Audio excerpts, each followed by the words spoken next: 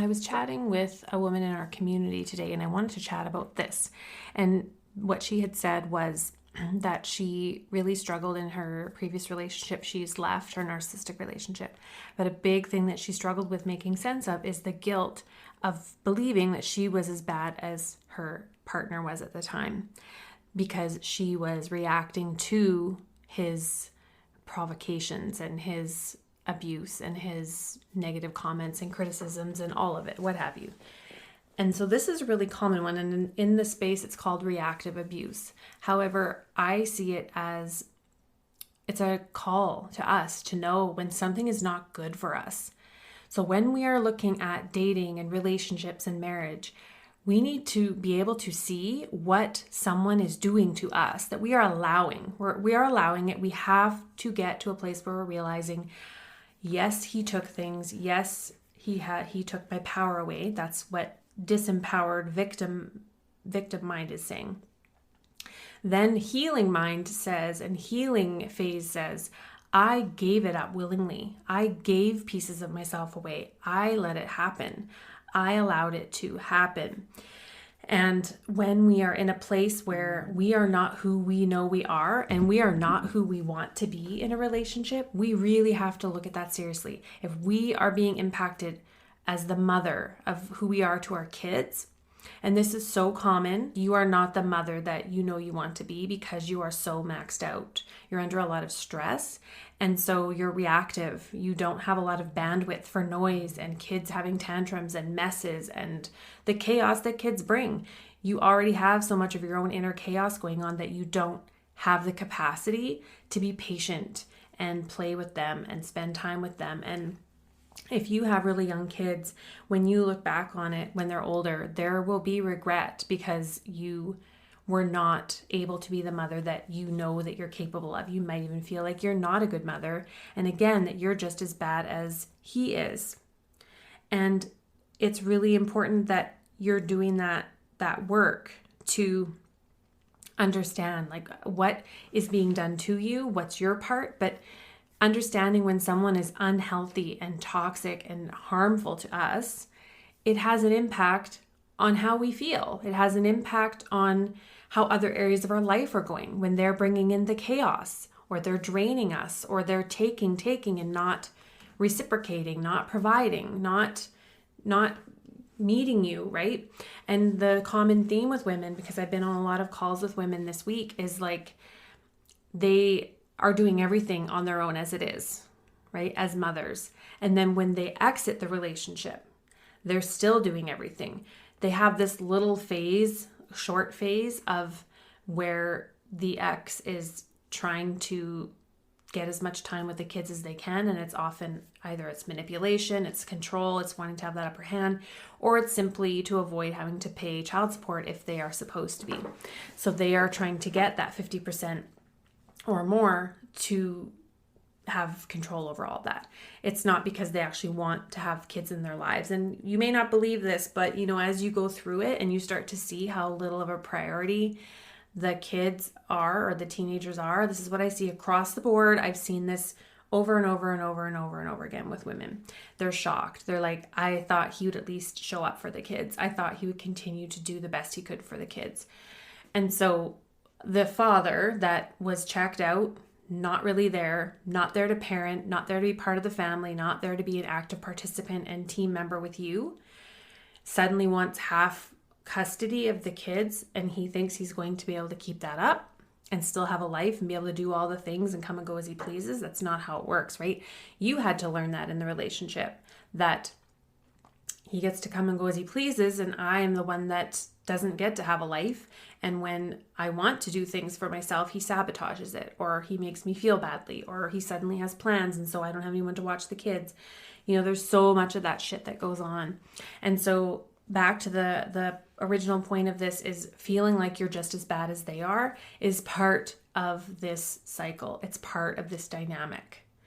It's when you get out of it that you realize that is not true. When you're able to be that present mother, and that mother that isn't on her last fuse and on her last nerve and ready to just snap and lose her cool. You realize when you're out of that, there's peace and there's quiet, and you see who you really are when you're not having to deal with their chaos and the chaos that they bring. And so that's the beauty of getting out and getting to the other side. It's not always an easy, smooth ride, but it's getting out to the other side. What I have done is I have created a new all access pass called the Love Rehab. And this is a pass that gives you 1 year access to every single class, program, course, process, literally every single thing I've ever made over the last 6 years to help women break free from the cycle of narcissistic abuse to get out of these relationships. It may not be in 30 days, it may not be in 6 months, but when you have access to all of this that I have led women through over the years, you will change the dynamic. You will change as a person when you're doing your own work. And so I've created the Love Rehab All Access Pass to give you every single possible tool I could ever give you if you are struggling with what to do about your relationship.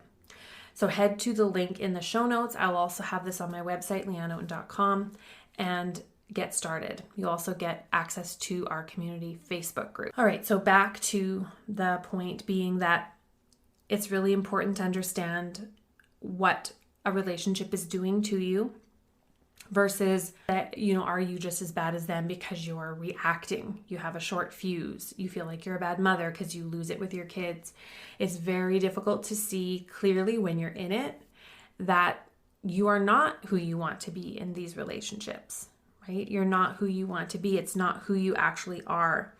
And this is a way we can know later down the road about dating and accepting someone else into a relationship with us is, are they bringing chaos? Are they bringing confusion? Are they just taking, right? You're paying attention to that. You're paying attention to, is there fights? Is there arguments? Is there negative stuff being said, thrown back and forth, where it's a constant battle, where someone's walking away in anger, usually the narcissistic or toxic one, they're walking away in anger, or it might be you because you need to get a breather because it's a pressure cooker.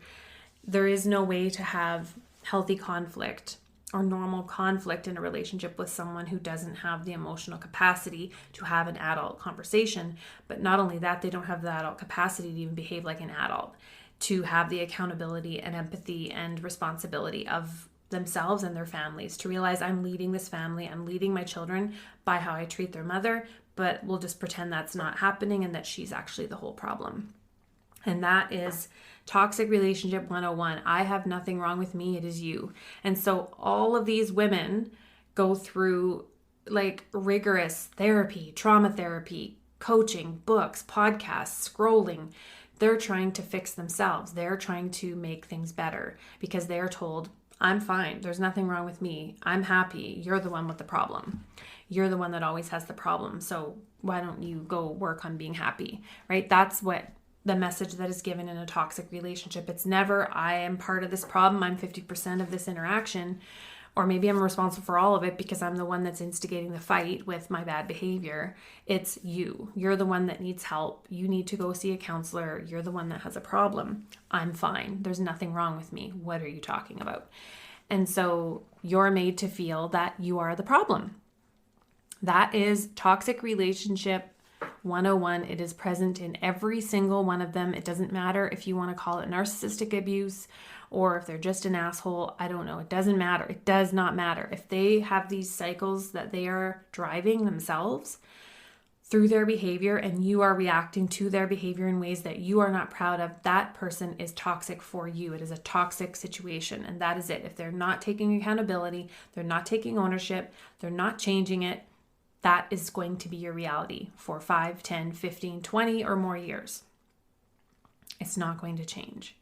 So if you question what to do because you think I'm just as bad as he is, I hope this helps you get some clarity. And also in the All Access Pass, you will get crystal clear clarity because I go in depth about narcissistic abuse, covert abuse, toxic cycles, and how you actually can remove yourself from that cycle by focusing on your own inner work. And you go through the whole entire process inside. All right, so I just wanted to share that quick message because it was on my mind, and I hope that it has given you a little bit of clarity if this is how you're feeling in your relationship. All right, bye for now. Say goodbye to your credit card rewards. Greedy corporate mega stores, led by Walmart and Target, are pushing for a law in Congress to take away your hard-earned cash back and travel points to line their pockets. The Durbin-Marshall credit card bill would enact harmful credit card routing mandates that would end credit card rewards as we know it. If you love your credit card rewards, tell your lawmakers, hands off my rewards. Tell them to oppose the Durbin-Marshall credit card bill.